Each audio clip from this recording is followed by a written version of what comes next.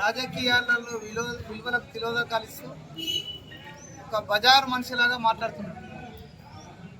రాజకీయాలలో ఏ పదాలు వాడాలి, ఏ పదాలు వాడకూడదనే మినిమం జ్ఞానం లేకుండా గత 2 సంవత్సరాలుగా ఆయన మాట్లాడుతుంటే ఓటమి ఆయనకు ఇబ్బంది చేస్తుందేమనుకున్నాం, కానీ ఆయన ఒక రకంగా ఫ్రస్ట్రేషన్లోకి వెళ్ళిపోయి, అంటే దాన్ని ఏమంటామంటే పిచ్చోడు అంటే మన దాంట్లో పాగలగాల్లాగా మాట్లాడుతున్నటువంటి పరిస్థితిని ఈ రాష్ట్ర ప్రజలు గమనిస్తున్నారు. ఖచ్చితంగా కేటీఆర్, నువ్వు మాట్లాడే భాష మార్చుకోవాలా, నువ్వు ఆలోచించే విధానం మార్చుకోవాలి. నిజమే, మేము వరంగల్లో ఇచ్చినటువంటి రైతు డిక్లరేషన్ ఈ రాష్ట్రంలో 21,000 కోట్ల రూపాయలతో రుణమాఫీ చేసిన మాట నిజం కాదా అనేది నువ్వు చెప్పాలి.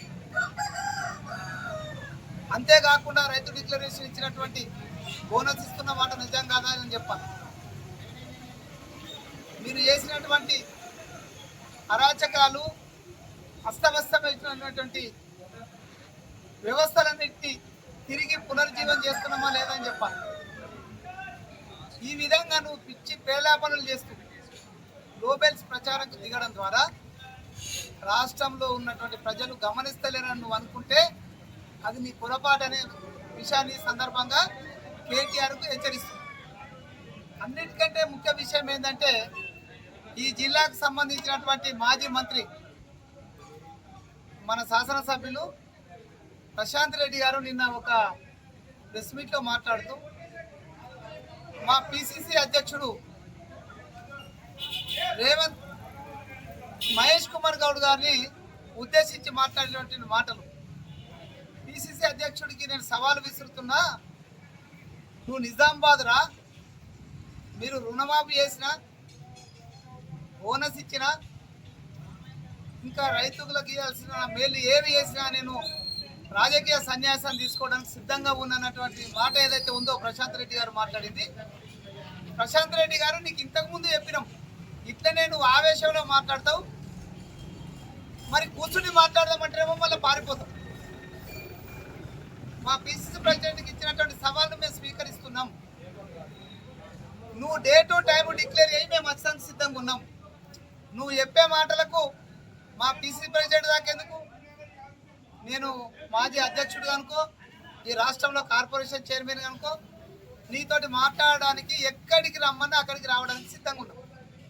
ముఖ్యంగా మీరు మాట్లాడేటువంటి మాటల్లో మేము మహిళలకు ఉచితంగా బస్సు ఇస్తున్న మాట అవాస్తవమా? 200 యూనిట్ల కరెంటు బిల్లు ఇస్తున్న మాట అవాస్తవమా? రైతులకు 21,000 కోట్ల రూపాయలు రుణమాఫీ చేసిన మాట అవాస్తవమా? ఖరీఫ్లో గత 2 సీజన్లుగా బోనస్ ఇస్తున్న మాట అవాస్తవమా? ఇందిరమ్మ ఇల్లు ఇస్తున్న మాట అవాస్తవమా? ఈ విధంగా ఒక్కొక్కటి చెప్పుకుంటూ పోతే మహిళలకు వడ్డీలని రుణాలు ఇస్తున్న మాట అవాస్తవమా? ఇన్ని పనులు చేస్తున్నప్పుడు ఇవి కనిపించకుండా నువ్వు ఇంకా మళ్ళీ పిచ్చి ప్రేలాపనలు చేస్తుంటే నేను చూస్తే నవ్వాలో ఏడవాలో అర్థం కాని పరిస్థితి ఉంది. ప్రశాంత్ రెడ్డి గారు, ఖచ్చితంగా నువ్వు నిజాయితీగా, నీకు నిబద్ధత ఉంటే ఆల్రెడీ మీ బాసు కేసీఆర్ గారు ఇచ్చినటువంటి హామీలు 10 సంవత్సరాలలో మన డబుల్ బెడ్రూమ్ ఇల్లు ఇస్తాను ఇయ్యలేవు చూడు, దానికి నువ్వు ఎప్పుడో రాజకీయ సన్యాసం తీసుకోవాలా? దళితులకు 3 ఎకరాలు ఇయ్యలేవు చూడు, దానికి ఎప్పుడో నువ్వు రాజకీయ సన్యాసం తీసుకోవాలా? ఇంటికో ఉద్యోగం ఇస్తాను ఇయ్యలేరు చూడు, దానికి రాజకీయ సన్యాసం తీసుకోవాలా?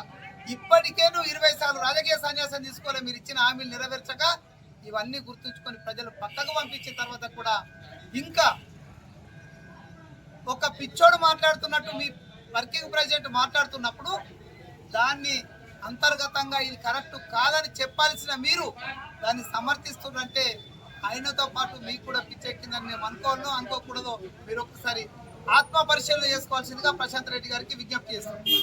ఖచ్చితంగా నీకు అంత తొందర ఉంటే రాజకీయ సన్యాసం తీసుకోవాలనుకుంటే మీరిచ్చిన హామీలపైన, మేమిచ్చిన హామీలపైన ఇప్పటికే 10 సార్లు చెప్పినాము. మాట్లాడతావు, పక్కకి వెళ్ళిపోతావు. నువ్వు ఎక్కడికి రమ్మన్నా అక్కడికి రావడానికి మేము సిద్ధంగా ఉన్నాం. మా మహేష్ కుమార్ గౌడ్ గారికి ఇచ్చినటువంటి సవాల్ను మేము కాంగ్రెస్ పార్టీగా మేము స్వీకరిస్తాం. నువ్వు టైము డేట్ పెట్టు, అక్కడికి మేము రావడానికి సిద్ధంగా ఉన్నామని చెప్తున్నాం. కానీ మళ్ళీ ఇవన్నీ అయిపోయిన తర్వాత ఇంత మాట్లాడితేనేమో మా ఇంటి మీదకి దాడికి వచ్చినట్టు, మరి నువ్వేమో బయటకు రావు, నువ్వు ఉన్న దగ్గరికి వస్తాంటేనేమో ఇంటి మీదకి దాడికి వచ్చినట్టు. ఇది ఎక్కడి పద్ధతితో నువ్వు ఆలోచించుకోమని ప్రశాంత్ రెడ్డికి మరొకసారి చెప్తున్నా. నువ్వు నిజాయితీ ఉంటే నీ హామీలపైన మా హామీలపైన చర్చకు సిద్ధమైతే ఎనీ టైం మీ జిల్లాలో మీరు టీఆర్ఎస్ వాళ్ళు అందరూ వచ్చినా మేము వచ్చి మాట్లాడడానికి సిద్ధంగా ఉన్నామని సందర్భంగా తెలియజేస్తాం. జై కాంగ్రెస్.